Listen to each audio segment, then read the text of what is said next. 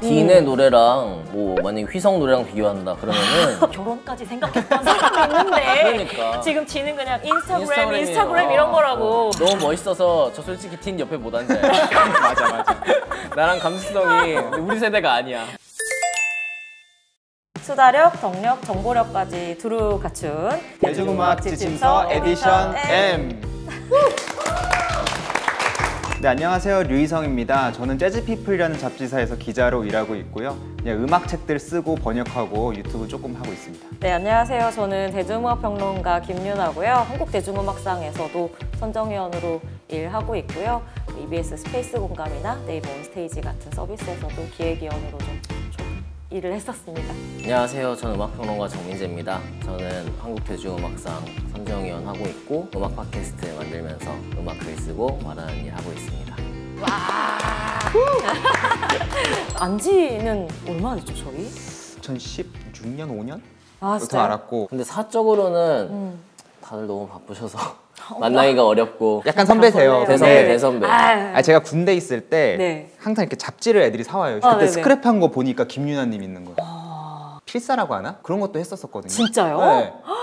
근데 나중에 저희 잡지에 글도 써주셨잖아요. 네. 원고 마감이 늦다, 뭐 지각하신다 네. 이런 얘기 자주 드렸고 좀 유명하신 편이긴 해요. 네. 같이 일을 하는 이유가 너무 완벽하게 잘해주고 늦어도 더 이상 손볼 게 없이 완벽하게. 톡 하나 줬다가 이렇게 맴매 하나 했다가 그러니까. 지금 이거는 지금 반복인 거죠? 뺨한테 쳤다가 달려줬다 이렇게 하는 거야 장난 지금. 아닌 거죠 지금? 저 지금 시작부터 너무 말렸다 맹공격 지금 적셔졌다 들어오는 거거든요. 장난 아닌 것 같은데. 그러면 저희 세 사람이 가장 많이 들은 시대의 음악에 대해서 편하게 이야기해보고 또 추천곡과 그 이유를 들어보는 시간 함께 하도록 하겠습니다. 국내 음악부터 한번 해보면 좋을 것 같은데요. 2000년대 얘기부터 해보자고 하시네요. 들어가기 네, 전에 네. 할 말이 있습니다. 뭔데요? 제가 2000년대 국내 음악에 좀 빈약한 게 있는 게 제가 그때 한국에 없었어요. 그래서 오늘 조금 들어보는 시간, 제가 궁금한 것도 여쭤보고 네네. 하는 시간 가져보도록 하겠습니다. 그 90년대 말에는 막 뭐 H.O.T, 뭐 SES 막 그룹들이 막 있다가 이제 그 흐름이 어느 정도 정리가 되고 2000년대 초반 되면서부터는 솔로 가수들이 좀 나왔던. 비, 이효리 이렇게 두 가수는 거의 뭐 남성, 여성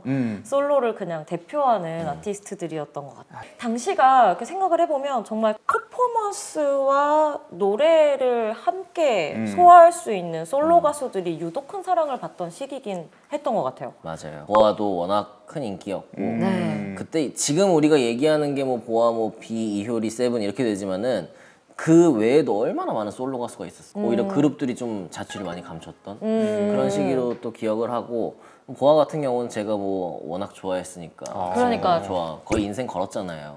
진짜 만나신 적 있으세요? 점핑 와인? 그럼요. 진짜? 성덕. 이제는 성덕. 그 당시에 그 아틀란티스 소녀? 네네. 그쵸. 그거 보면 진짜 약간 진짜 동화 속 소녀? 약간 주인공 같은 느낌이 있었던 것 같아요.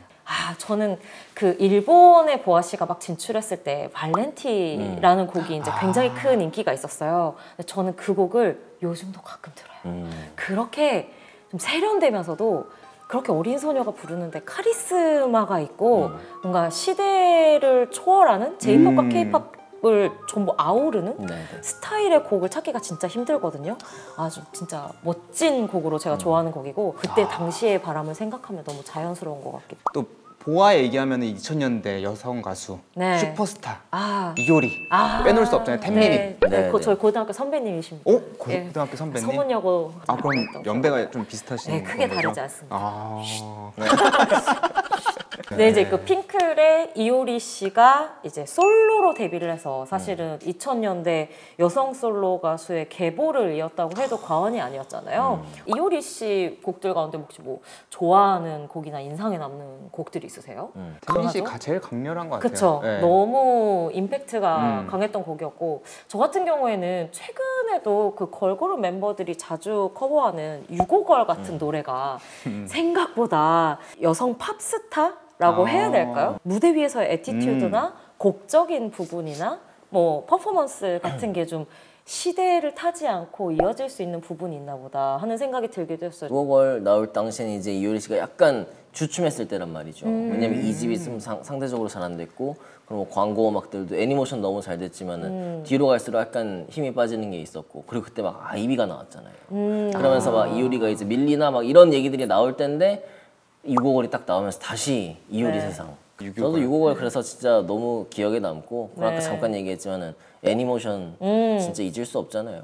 광고 절대 잊을 음악으로는 뭐 그럼요. 레전드가 된. 그때는 비도 정말 센세이션한 부분이 많은 가수였던 것 같아요. 네. 한국의 무대가 좁다는 느낌이 드는 좀 무게감 있는 무대를 선보이기도 했었고 또 실제로도 해외 진출을 상당히 적극적으로 모색하면서 한국에서 진짜 뭐 헐리우드 스타가 나오는 게 아니냐 이런 기대감을 심어주기도 했었죠. 영화 그분은 일단 기본적으로 피지컬에서 오는 카리스마가 있잖아요. 장난 그래서 아니죠. 남자 솔로 가수들 중에서도 그 정도의 무게감을 보여준 어떤 퍼포먼스 참 독보적이었던 것 같아요. 근데 이분이 춤을 추는데 그 막 움직임이나 막 이렇게 멀리 떨어져서 보잖아요. 그런데도 그 파동 같은 게 막 느껴지는. 그래서 참 놀라운 가수인데 또 이분은 되게 특이하게 그러면서도 귀여운 매력이 있었잖아요. 안녕이란 말 대신 이런 얼마나 맞아, 저 맞아. 아이도 이런 거 아이도 좋아했거든요. 진짜. 네, 맞아요. 두 개의 매력을 다 가지고 있는 사람이라서 네. 더 또 인기를 얻지 않았나 그런 생각도 들어요. 깡도 있고 아니 그니까 네. 그게 역주행을 할 줄 누가 알았겠냐고요. 1일 깡 하면서 저는 그게 좀 재미가 있었던 게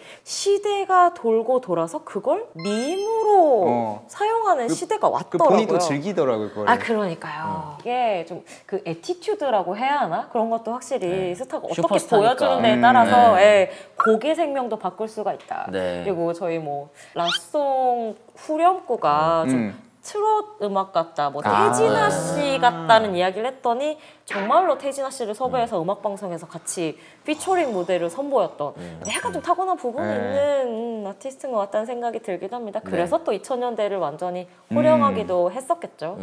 자, 그러면 2010년대 정도로 이제 넘어와 볼 텐데 이때쯤부터는 실질적으로 솔로 가수들이 좀 사라진 시대가 됐어요. 그룹이 2000년대 워낙 많이 후반부터 나와서. 그쵸, 완전히 맞아요. 아이돌 그룹들이 인기를 얻다 보니까 이제 그 가운데서 독보적으로 주목받았던 솔로 가수는 역시 아이유가 아닐까 하는 생각이 듭니다. 제가 사실은 2009년 4월 5월경에 네. 아이유를 처음 봤어요. 근데 좀 충격받았어요. 왜요?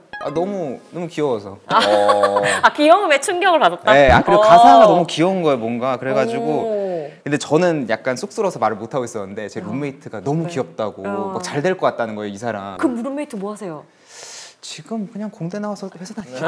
그래요? 네. 촉이 좋으시네요. 네. 네. 저는 알게 된 거는 미아였는데 그때만 해도 어린 나이인데 너무 좀 진지한 컨셉으로 등장을 했었어요. 좀 어둡기도 하고 독특하다. 저런 감성을 가진 솔로 가수는 이라고 생각했었는데 그 이후에 말씀하신 것처럼 구, 마시멜로 이런 곡들로 이제 맞아. 약간 10대의 깜찍함을 잠깐 보여준 이후에 이제 좋은 3단 날로. 고음으로 바로 이 탑스타의 대열에 올라가게 됐었죠. 아이유 씨는 딱 초기부터도 뭔가 전략이 좋다는 생각을 항상 했어요. 그런 처음에는 어쨌든 성인 발라드에 가까운 노래를 했는데 맞아요. 거의 이미숙 씨 같은 노래. 이미숙이요?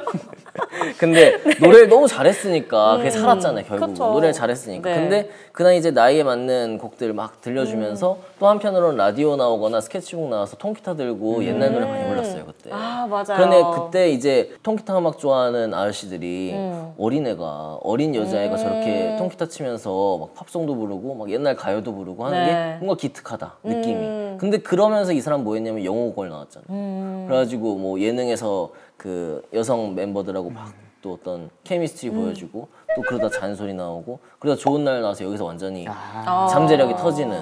그러니까 이때 이 사람은 볼 때 한 가지만 하지 않았다. 처음부터도. 그때부터 참 이분의 전략이 좋다. 그런 생각을 항상 했었죠. 그래서 그 이후에 이제 뭐 모던 타임즈 같은 작품에서 뭐 윤상 씨를 비롯해서 자신보다 연배가 많은 자신이 존경하는 선배들과 협업을 하면서 음악인으로서 자신의 커리어를 펼쳐나가고자 하는 시도를 경험을 하고 네네. 이후에 이제 꽃갈피 시리즈로 이제 리메이크를 하면서 또 이제 한국 가요계와의 접점들을 좀 많이 만들고 이후로는 자기 나이를 컨셉트로 한 앨범들을 계속 발표하면서 자신의 성장과 함께 이제 음악이 성장해 나가는 모습을 보여주면서 또 팬덤을 공고하게 만드는 뭐 이런 시간들이 아이유 씨의 지난 또 한 10여 년 정도를 뒷받침해주지 않았나 싶더라고요. 아이유 꽃갈피 나올 게 2014년이잖아요. 네. 그때 이미 우리 대중이 음악 듣는 어떤 세대, 연령 이런 게 완전히 갈렸단 말이에요. 근데 여기에서 다시 살아나면서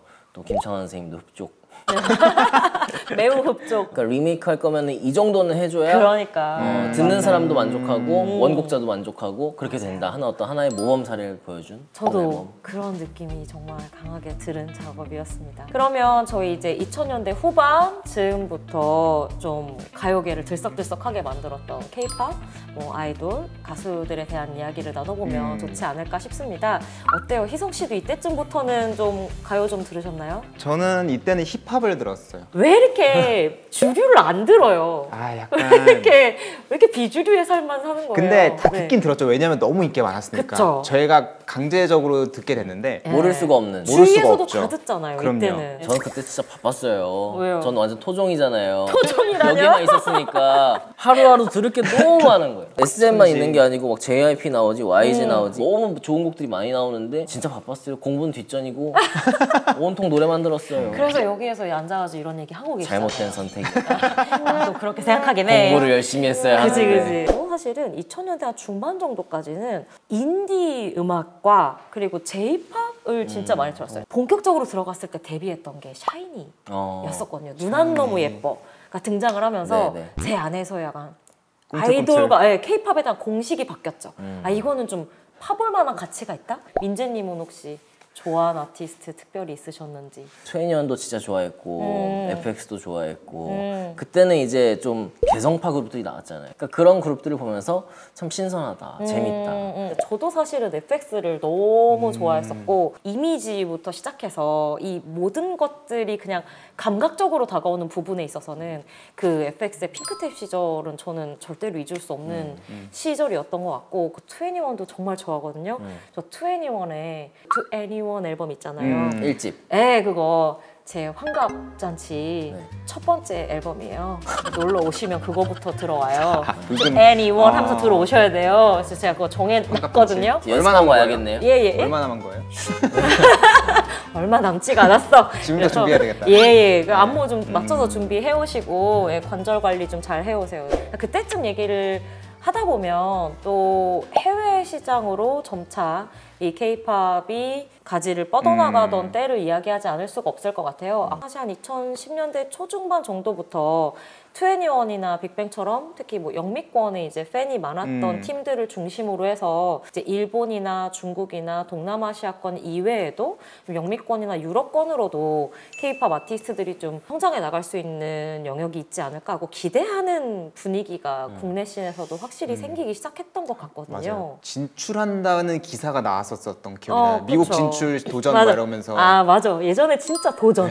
맞아요. 그래서 특히 JYP, 뭐 SM 뭐 이쪽이 되게 네. 공격적으로 했었던 기억이 나거든요. 그때 제 기억에 2000년대 중반에는 보아 씨도 미국 네. 진출을 한번 미국에 적극적으로 갔었고. 시도했던 적이 있었고 B 씨도 저희 언급한 대로 이제 솔로로서 B도 JYP였으니까요. 그런 사례들이 솔로로 이제 초반에 좀 있다가 그룹 단위로서는 확실히 원더걸스가 그 국내에서 탑을 자리하고 있던 때에 미국 진출을 본격적으로 꾀하면서 화제가 꽤 많이 됐던 기억이 나요. 그런 어떤 흐름 안에서 좀 인상 깊게 기억하고 있는 순간이나 뭐 앨범이나 이런 게 있다면 얘기해봐 주실 수 있을까요? 일단 코첼라가 항상 이 시즌에 매년. 근데 오. 보면은 이제 뭐 해도 작은 무대에서 하거나 뭐 네. 그런 거였던 느낌이었는데 언젠가부터 이제 제일 큰 스테이지로 올라가고 헤드라이너로 올라가고 그쵸. 이제 채팅창도 막 불이 나고 아, 해외 팬들로. 맞아요. 그런 거 보면서 옛날에는 해외에서 인기 있다 했을 때 그냥 보도자료 느낌이 되게 많았었거든요. 해외에서 무슨 네. 성과를 냈고 이런데 이제 우리가 진짜 눈으로 보니까 아, 해외에서 인기가 있구나.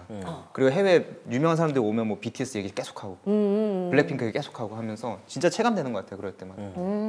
그래서 저희가 이제 한참 저희 2000년대, 2010년대 뭐 아이돌들에 대한 이야기를 나눠봤는데 혹시 이제 아이돌로 활동하고 있는 아티스트들 가운데 내가 이제 콜라보를 좀 엮어서 만들어보고 싶다. 약간 욕심나는 조합 있어요? 카리나, 카즈아, 지수, 네네. 잠깐만 지금 이게 뭔데? 나연. 나의 각 그룹의 최애들 모은 거예요? 예. 같이 식사하고 싶은 모임 아닌가요? 그냥 너무 좋을 것 같아요. 그냥 너무 좋을 것 같은 그룹. 그냥 뭐야? 취향. 뭐 쪽으로 음악 맞죠? 케미는 전혀 모르겠어요. 솔직히 말하자면. 근데 너무 좋을 것 같다. 저는 이 질문 보고 일단 제일 먼저 딱 떠오르는 두 사람이 있었어요. 저는 항상 그리고 춤을 좋아하는 사람이고 퍼포먼스를 좋아하는 저도 진짜 사람이니까 레드벨벳의 슬기 그리고 있지의 예지 둘 다 춤을 너무 잘 추잖아요. 네. 그림체도 맞아요. 네. 하루빨리 네. 만남 성사시켜줘야 돼요. 아. 그래서 싱글이라도 하나 내줘야 돼요. 슬기, 청아 그리고 몇 명이서 와우 땡스 와우 땡 했었죠. 그 소연 씨랑. 네, 소연 씨. 네네. 예진 왜 없었냐고요. 거기.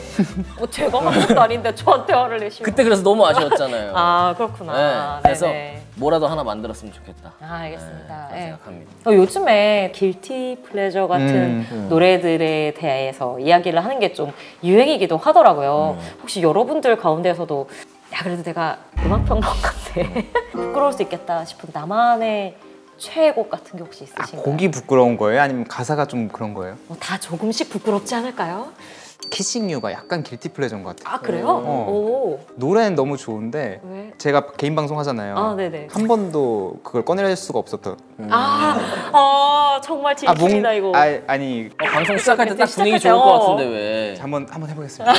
이번 주 일요일 방송에서 내일이네요. 네. 들어갑니다 바로. 네, 저 같은 경우에는 심쿵해 이런 게 좋은데 약간 듣고 나서 들어버렸다. 약간 이런 느낌이 조금 뭔지 알 것 같아. 뭔지 네. 자, 저희 그럼 이제 2000년대에서 2010년대 국내 R&B 씬에 대해서 이야기를 해볼까 싶은데요. 근데 이게 흐름이 약간 있는 거 알아요? 네. 90년대는 오히려 완전히 해외에서 갓 수입한 것과 같은 R&B가 많았어요. 그쵸. 그래서 오히려 사실은 말입니다. 제가 이 모든 것의 시작에 솔리드가 있었거든요.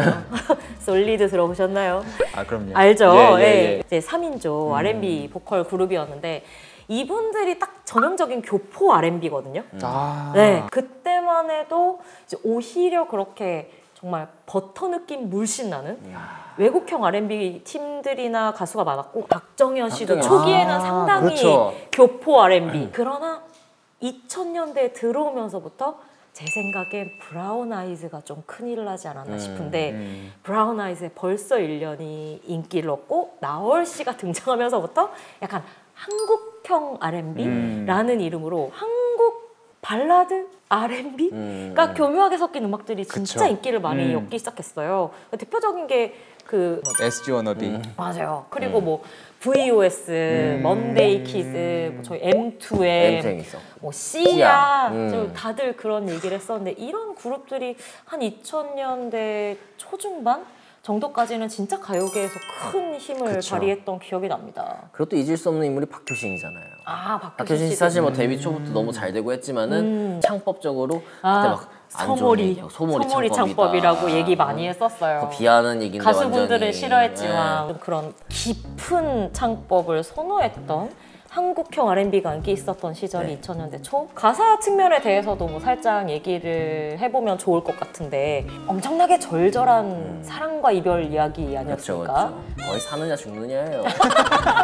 그렇잖아요. 그리고 막 기본적으로 술을 마셔. 네. 술을 한 잔을 걸치고 막 술이야 막 이게 나와요. 알코올 중독에 완전히 다. 이거 너무 한국이다. 네.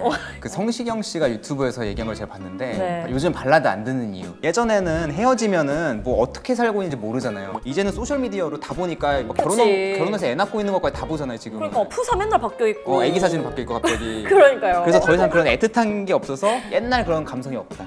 그래서 발라드를 안 듣는다. 진짜 그런 것 같아. 2000년대 초중반에 그런 어떤 막 절절한 창법부터 내용까지 막 좀 눈물이 뚝뚝 떨어지는 R&B들에서 지금의 R&B 스타들을 생각해 보면 훨씬 좀 산뜻하고 담백하죠. 엄청 세련되고 그쵸. 영앤 리치가 좀 자, 이 뭐 중요해진 듯한 느낌도 확실히 있는 것 같아요. 요즘 R&B 스타라고 하면 다 뭐 자이언티, 그렇죠. 뭐 크러쉬, 뭐 딘. 딘 뭐 이런 아티스트들이잖아요. 확실히 차이가 많이 느껴지긴 하네요. 그쵸. 딘의 노래랑 뭐 만약에 휘성 노래랑 비교한다 그러면은 결혼까지 생각했던 사람이 있는데 그러니까. 지금 딘은 그냥 인스타그램이에요. 인스타그램 이런 거라고. 진짜 시대가 많이 바뀌었다. 그치. 너무 멋있어서 저 솔직히 딘 옆에 못 앉아요. 맞아. 나랑 감수성이 우리 세대가 아니야. 우리는 여기 절절한 쪽이거든요. 그러네. 소주 쪽. 아 그래요? D는 완전히 하이볼. 아, 전 좀 아닌 듯. D 옆에 앉겠다. 예, 저는 조금 그쪽으로 가보도록 하겠습니다. 혹시 R&B 가수 가운데 뭐 좋아하는 가수나 곡이나 뭐 이런 게 특별히 있으세요? 제가 자이언티가 이제 프라이머리 곡에서 했었던 시스루. 제가 그때 자이언티 처음 봤거든요. 네네. 근데 너무 그 음색이나 그 그루브 타는 방식이나 이게 너무 신선한 거예요. 그래가지고 네. 그때 앨범이 나왔을 때 아 인기 많겠다 했는데 지금처럼 이렇게 대중적으로 대스타가 될 줄은 정말 상상도 못했어요. 한국의 R&B가 어떤 세련된 방향으로 급물살을 타는 느낌. 확실히 또 시대의 흐름의 변화가 그런 아티스트들의 변화도 만든 시기가 그때쯤 아니었나 싶은 생각이 듭니다. 그러면 저희 이제 2000년대 해외 팝 음악 이야기를 한번 해보면 어떨까 싶은 생각이 드는데요. 팝 좀 들으셨나요? 저는 팝 진짜 좋아했죠. 아 여기는 좀 거의 약간 팝 순혈 같은 느낌 아니에요? 그렇죠. 너무나 좋아했고 그때가 황금기였던 것 같아요. 2000년대? 네, 팝 음악으로 봤을 때 황금기. 브리트니 스피어스, 크리스티나 아길레라, 그리고 그렇네. 비욘세, 제니퍼 로페즈, 뭐 저스틴 팀버레이크도 솔로 내고. 그리고 그때는 팝 음악이 가요만큼이나 인기 있었던 것 같아요. 맞아요. 이 젊은 세대에게는 특히나. 특히 또 젊은 팝스타들이 많이 사랑을 받았던 시대가 아니었나 하는 생각이 들기도 합니다. 네.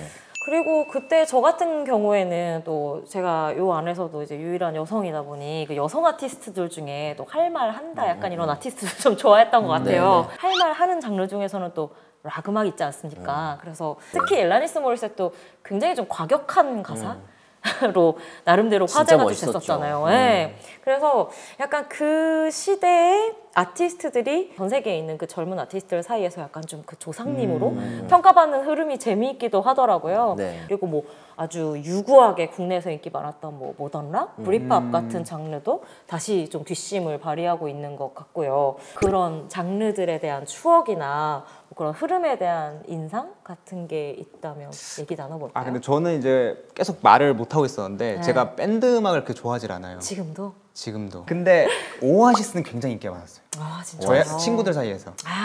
영국인 친구들이 많았는데 네. 옷 갈아입으면서 원더월을 불러 애들이. 그랬던 기억이 나요. 그래서 그건 굉장히 좋아했었던 기억이 나요. 저 사실은 오아시스 블러 있으면 저는 좀 블럽하거든요. 네. 그 외로운 블럽한데 내가 음악 좀 듣는다는 자부심이 있는 친구들이 오아시스를 엄청 좋아했거든요. 아 그게 느껴져서 싫었다? 네. 그래서 왜 오아시스 말고도 야 스웨이드도 너무 좋고 막 버브도 펄프. 네, 펄프 막 다 너무 좋은데 뭐 근데 걔는 막 뭘 얘기해도 기승전 오아시스. 그래서 거기에서 약간의 반발심이 있었던 것 같아요. 저는 사실 이제 그 뭐 브리팝 한참 인기 있을 때 제일 좋아했었던 팀이 스웨이드는 진짜 좋아했던 것 같아요. 근데 멜로디도 강한 거 다들 좋아하시니까 스웨이드 노래 중에선 뷰티풀 원즈 한번 듣고 갑시다. 네. 지금요? 아니 그냥 모든 사람들이 한번 듣고 갑시다. 그리고 그 곡도 이제 뭐 He's a beautiful 이게 후렴구를 또 같이 따라 부르기가 너무 좋은 랄랄랄랄라도 들어있는 네네네. 굉장히 좀 쉬운 곡이니까 영어 못해도 할 수 있으니까. 예. 자 그러면은 다음으로 한번 넘어가 보도록 하겠습니다. 이번에 이제 드디어 힙합이 등장을 하는데요. 네. 우리 힙합 동아리 출신의 희성 씨가 조금 더 프로페셔널 할 수가 있다. 그때가 뭐 딱 고시 얕게 알고 있긴 하지만 한번 떠들어 보겠습니다. 고시점이잖아요. 그쵸. 그쵸. 남부 힙합 있잖아요. 막 센 거. 그런 거 좋아했었어요. 다 총 들고 다니는 거. 네, 막 러버밴드맨만 하면서 자기 돈뭉치 고무줄로 묶고 다녀서 자기 러버밴드맨이다 막 이런 래퍼들 있잖아요. 왜? 그런 아티스트 좋아했죠. 저는 약간 8, 90년대 힙합을 많이 들었던 사람이니까 에미넴이 등장하면서부터 힙합이라는 장르가 팝 시장 안에서 소비되는 어떤 패러다임이 바뀌었다는 생각이 많이 들었어요. 왜냐면 우선 백인이잖아요. 맞아요. 힙합은 무조건 흑인이라는 그 어떤 고정관념이 분명히 있는데 90년대 백인 래퍼라고 하면 라틴계거든요, 사실은. 그쵸, 맞아요. 라틴계들은 있었어요, 서부 쪽에. 그쵸, 근데 이제 뭔가 금발에 진짜 그냥 백인. 맞아요. 유럽계 같은 백인이 와가지고 팝스타의 위치에 올라간 거의 최초가 아닌가? 하는 생각이 들어요. 맞아요. 자 그러면 에미넴이 또 이제 올 여름에 다시 컴백을 예고하면서 또 여러 가지 이슈를 만들고 있기도 하던데 다시 이제 팝씬에서 좀 반향을 이끌어낼 수 있을까? 궁금해하시는 분들도 계실 수 있을 것 같아요. 저 같은 경우에는 쉽지는 않을 것 같다. 왜냐면 우선 전반적으로 사실은 힙합 자체도 최근에 좀 세계 시장에서 약간 좀 주춤하다는 이야기를 맞아요. 듣고 있는 상황이잖아요. 조금 어려울 수도 있지 않을까? 지금 솔직히 젊은 세대한테 에미넴은 전설적인 이름이지만 막 피부에 와닿는 이름이 아니잖아요. 그쵸. 작품적으로도 그렇고 좀 쉽진 않을 수 있겠다. 그렇지만 어쨌든 좋은 작품으로 나와준다면은 또 음악 팬들은 기억할 거니까 그런 의미가 있었으면 좋겠다는 생각이 들죠. 뭐 해외 음악 씬에서 중요한 인물들도 있긴 하지만 이제 국내 음악 시장까지도 밀고 들어와서 공을 세웠다거나 하는 아티스트가 혹시 있으신가요? 그냥 딱 떠오르는 인물은 전 켄드릭 라마인 것 같아요. 왜냐면 너무 신급. 켄드릭 라마가 약간 제가 느끼기엔 90년대 스타의 느낌이 있는 것 같아요. 저한테는. 왜냐면 2000년대, 2010년대까지는 약간 비주얼적인 게 되게 컸던 것 같아요. 스타성. 네네. 그런데 90년대는 알다시피 되게 랩의 강조가 많이 되어 있잖아요. 랩 스킬이나 이런 거에. 그쵸. 네. 그리고 가사. 물론 2000년대, 2010년대도 그렇긴 하지만 근데 켄드릭 라마가 다시 그런 게 멋있다는 걸 좀 보여준 래퍼가 아닌가 하는 생각이 들고 그리고 제가 BYC 어떤 곡인지 정확히 기억은 안 나는데 그 뮤직비디오를 보는데 켄드릭 라마의 험블이랑 되게 유사점이 많더라고요. 되게 오마주가 된 건지 아니면 영향을 많이 받은 건지 모르겠는데 그런 거 보면서 래퍼들도 켄드릭 라마가 하고 있는 그런 스타일의 랩이 그런 뮤직비디오나 비주얼적인 거에 되게 매력적이고 느끼고 있구나 하는 생각이 들었습니다. 네, 이제 저희가 재즈에 관련돼서 이야기를 좀 나눠볼까 싶은데요. 뭔가 지금까지와는 다른 희성 씨의 저 결연해 보이는 입꼬리 지금 보이시는지 상당히 모든 걸 각오하고 모든 원기옥을 이 시간에 한번 쏟아보겠다. 에너지 다 빠지긴 했는데 한번 해보겠습니다. 네. 스타트를 끊기 전에 재즈하면 이미지가 여러 가지가 있는데 두 분이 가지고 계신 재즈에 대한 이미지 어떤 게 있나요? 저한테는 뭔가 재즈 하면은 약간 막 심해 같은 느낌. 너무 깊고 막 넓고 막 별의별 게 다 있고 그래. 우리 대중한테 재즈는 좀 어렵다. 그럼에도 불구하고 요즘에 좀 재즈가 살짝 붐이었잖아요. 그 붐을 만든 사람이잖아요. 아니요. 그 붐을 만든 아닙니다. 진짜 중요한 인물이에요. 죄송합니다. 네, 제가 이렇게 신뢰를 그러면 우리 희성 씨가 선구자적인 입장에서 너무 네. 재즈라는 음악을 이렇게 뭐 좀 쉽게 한 단어나 한 문장으로 표현해 주신다면 뭐라고 하고 싶으세요? 예전엔 틀린 게 없다는 표현을 썼어요. 틀린 게 없는 음악이다. 근데 지금은 규정할 수 없다고 그냥 말하고 싶어요. 왜냐면은 항상 이게 R&B랑 약간 좀 비슷하거든요. R&B도 그 당시에는 야 이게 무슨 R&B야 팝이지 이 소리 듣다가 한 10년 지나서 보면 이거 완전 R&B 소울 음악이고 그렇잖아요. 그치. 근데 재즈도 항상 그 얘기를 들어요. 야 이게 무슨 재즈야. 근데 10년, 20년 지나면 그게 다 재즈 안에 들어가 있어. 그걸 규정할 수 없다. 그래서 지금 당장 이게 재즈가 아니다, 맞다를 말하기가 어렵다. 세상이 재즈다 이런 느낌이에요? 그냥 모든 우리는 다 받아줄 수 있어. 재즈는 힙합, R&B, 소울 다 받아줄 수 있어. 팝도. 진짜 영원히 정복하는 게 불가능한 장르일 것 같다는 생각이 들기도 하네요. 이미 나온 것도 평생 들어도 못 들을 거예요, 재즈는. 재즈가 제일 음악 가운데서 조금 어렵게 느껴진다고 여기시는 분들도 많을 것 같은데 약간 좀 입문자용 재즈 추천? 이 Fly Me to the Moon 굉장히 유명한 곡이죠. 그 라이너스 앤 루시. 이건 이제 피너츠 애니메이션 시리즈. 우리는 뭐 스누피 만화라고 하는데 원래 시리즈 명칭은 피너츠고요. 그것을 재즈 피아니스트 빈스 과랄디가 만든 곡. 그리고 뭐 되게 유명한 곡들 많죠. 어텀 리브스. 이건 뭐 프랑스에서 만들어진 곡인데 재즈곡이 된 거고. 근데 재밌는 게 이게 한국어 제목이 있는 곡이에요. 고역. 맞아요. 그러니까 그 한국어 제목을 가지고 있는 곡이 몇 곡 없거든요. 그리고 트래디셔널 팝이지만 마이 웨이 프랭크 시나트라가 불렀던 그 곡도 있고 같은 결에서 노라 존스의 Don't Know Why. 팝이냐 재즈냐 욕을 먹었지만 지금 이제 많은 재즈 연주자들이 또 연주를 하면서 또 곡으로 잡아가고 있거든요. 그래서 저는 함께 얘기해도 괜찮겠다. 이렇게 저희가 이제 좀 폭넓게 사랑받는 재즈 곡들로 쉽게 시작을 해봤는데 사실 오늘 저희가 재즈 테마로 중점적으로 다뤄보고 싶은 시대가 있잖아요. 1960년대 이야기를 해보게 됐어요. 이제 사실은 50년대까지는 재즈는 한 줄기예요, 기본적으로. 그 전에 뉴올리언스 있었고 스윙이 있었고 비밥이 있었고 뭐 쿨 하드밥이 있는데 그 같은 음악이라고 저는 봐요. 그래서 어떤 연주자든 클럽에서 만나면 그냥 무슨 곡 하자 하면 바로 할 수 있어요. 다 누구든. 그게 50년대까지. 근데 60년대부터 모든 게 다 달라집니다. 60년대는 그냥 자기 음악이 생기기 시작해요. 그때부터. 그 붉은 줄기가 이제 격까지 다 퍼져요. 막 보사노바도 등장을 하고 프리 재즈도 등장을 하고 락이랑 합쳐지기도 하고 펑크랑도 합쳐지고 이러면서 다 각자의 길을 가게 돼가지고 연주자들이 모이면 자기 음악이 있는 거예요. 그래서 그때부터는 너 이거 할래? 하면은 나랑 너랑 스타일 좀 안 맞지 않냐? 약간 이렇게 돼버리는 시대가 돼버려요. 각자의 영역에서 성장을 해 나가면서 아 이게 상대적으로 뭐 재즈의 부흥기다라고 할 수도 있는 거고 네, 네. 아니면 대중음악 비재즈 대중음악들이 인기를 얻으면서 재즈의 인기가 뭐 확 사그라들면서 좀 암흑기처럼 여기는 분들도 있을 둘 다 있는 것 것 같아요. 같아요. 아, 그래요? 둘 다 있는 것 같아요. 왜냐면은 그 문화적으로는 되게 풍요로워진 거죠. 다양하니까. 네, 재즈가 다양해졌으니까. 네네네. 근데 이제 양극화가 되니까 이제 중간 이하. 그러니까 우리 지금 보면 명인들인데 그런 분들이 이제 일자리가 없어진 거죠. 그래가지고 부업을 하기 시작을 해요. 음악을 그만두거나. 네. 듀크 조던이라는 피아니스트가 있는데 그분은 이제 유명한 게 60년대 중반까지 최고의 커리어를 달리다가 갑자기 택시 기사로 전향을 했다고 이제 알려져 그렇다고 있거든요. 하더라고요. 네. 그래서 한 5, 6년 정도가 사라져요, 재즈 씬에서. 그런 식으로 이제 재즈를 아예 그만두는 분도 계시고 이제 대체로 할 수 있는 게 유럽으로 가기. 왜냐 유럽은 이제 재즈를 늦게 받아들이기 시작을 해가지고 옛날 재즈라는 게 되게 힙한 거였어 그때는 또. 지금 우리랑 약간 비슷해요. 네. 그래가지고 그때 명인들이 일자리를 잃고 이제 유럽 가서 연주를 하고 그런 식의 삶을 택하게 되죠. 50년대 엘비스 프레슬리가 나오고 60년대 비틀즈 하면서 이제 대중음악이 완전 폭발적인 성장을 하고 맞아요. 그 전까지의 어떤 문법이었던 재즈가 상대적으로 이제 좀 물러난다. 인기 전선에서도 물러나고 좀 이제 내리막길이었다. 예술적인 영역으로 그쵸? 바뀌죠. 그렇게 설명을 할 수밖에 없는 거예요. 왜냐하면 대중이 그쵸. 이해할 수 있는 정도의. 근데 사실은 60년대 재즈가 굉장히 다채로워졌고 맞아요. 풍요로웠고 그리고 오히려 거기서부터 더 예술적으로 많이 뻗어나갔고 그리고 진짜 중요한 앨범 마일스 데이비스의 Kind of Blue, 그리고 Beaches Blue 이런 앨범들이 그때 나왔다는 거예요. 맞아요. 그러니까는 재즈의 역사에서도 60년대가 참 중요한 시기구나 그런 생각 들고요. 그럼 혹시 그런 어떤 사조 흐름을 대표할 수 있는 곡 같은 게 있을까요? 곡이나 아티스트. 일단 60년대 가장 중요한 음악가는 마일스 데이비스거든요. 모든 역사에서 가장 중요한 아티스트가 그쵸. 마일스 데이비스긴 한데 이 60년대 마일스 데이비스 밴드에 있었던 아티스트들이 다 레전드예요. 뭐 허비 앤콕 피아노, 색소폰, 웨인 조터 이런 식으로.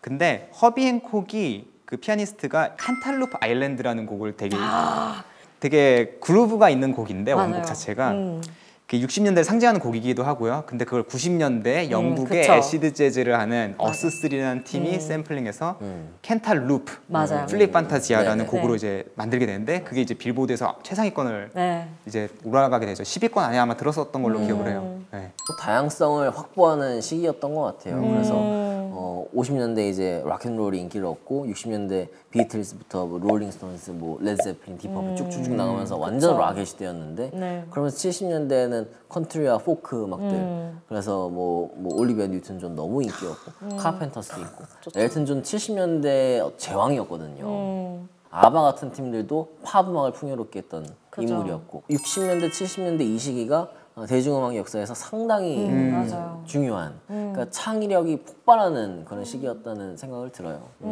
자 그럼 이제 재즈 분야를 서서히 마무리를 해봐야 되겠다는 생각이 드는데 뭔가 재즈 얘기하다 보니까 되게 깊은 음악 얘기까지 별의별 얘기를 다 해봤네요. 저도 음악 관련해서 뭐 콘텐츠 이것저것 찍어봤지만 이렇게 다양한 장르와 이렇게 다양한 세대를 얘기해본 거는 좀 드물었던 것 같아요. 네. 그리고 또 특히 이렇게 평론가 셋을 모은다?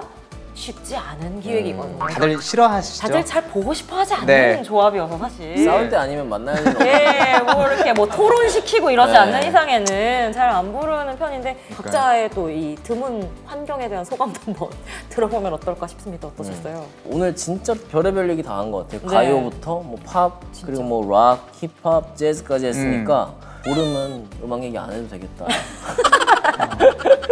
충분히 했다. 네. 뭔지 알겠다. 그리고 듣는 분들에게도 좀 유익하고 재밌는 시간이었으면 좋겠다. 또 저희 같은 사람들이 더 얘기를 많이 할 수 있는 장이 만들어질 수 있는 그런 콘텐츠로 완성이 됐으면 좋겠다는 마음이 들기도 합니다. 수다력, 덕력, 정보력까지 두루 갖춘 대중음악 지침서 멜론 에디션 M M. 안녕.